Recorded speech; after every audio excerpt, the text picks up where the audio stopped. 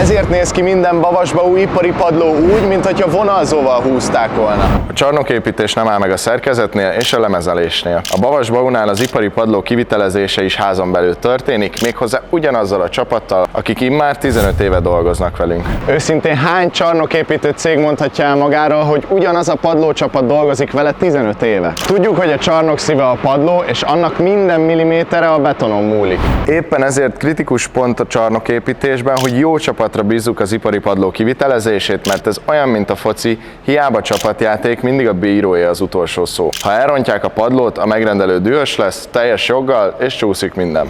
Sokan alvállalkozókra bízzák, akik nem mindig dolgoznak megfelelő minőségben.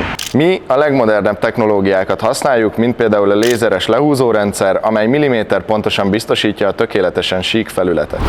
Ne feledd, a csarnokod értéke a padlónál kezdődik, úgyhogy te se bízz meg bárkit betonozással. Ha stabil alapokra akarsz építeni, Bavas.